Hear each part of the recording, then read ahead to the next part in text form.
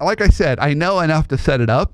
I think I've got it in concept, but to be gut level honest, I can't say that I probably walk through life all day feeling joyful, particularly when I'm driving on Highway 92 near my house. It's very hard to feel joyful on 92.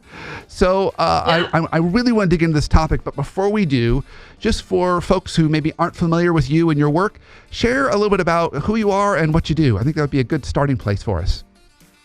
Yeah, absolutely. So I'm a certified career and life coach. And by way of training, I've done training through the International Coaching Federation, and I have a Master's of Divinity and an MBA from Emory University. So I love a good degree, as you can tell. And I'm the definition of growth mindset. And so my personal journey has really brought me to this place, and it's just become my mission to share how to choose joy with people. And as a coach, people come to me with a pain point or some stuckness around career and life. But what I'm really doing for everyone, because that looks different for every person, what I'm doing for everyone is holding them accountable to choosing joy, because nobody wants to be stuck or in pain, but that's our kind of human default because we don't know better and all the shoulds that our culture puts on us.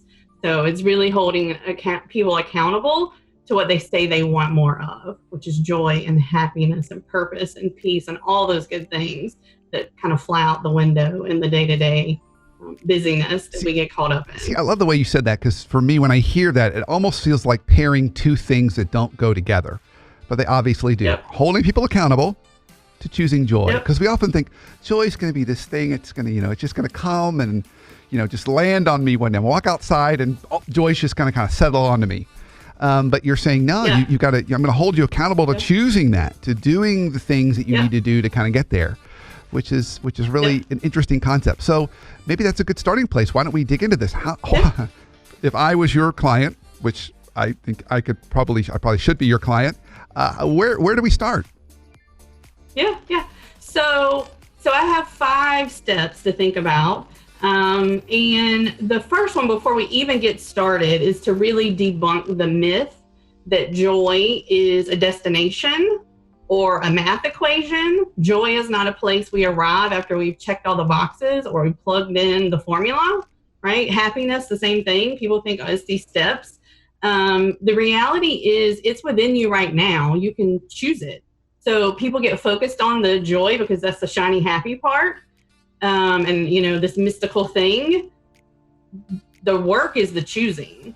And so that's part of the steps I'll talk to you about. So I'll just jump into those if that's okay. So the first step is creating a vision. So it's my favorite time of year, and not for the reason necessarily most people say right now, which is the holiday season. Holiday season's great. But for me, it's vision time. It's vision season as I start to plan for the end of a year and the beginning of a new year. Yeah. And it doesn't require a timeline, but setting a vision. So create a big, bold vision for your life. Most organizations we work with have a mission, vision, value statement, but most people don't. If I ask them what those are, they can't name them.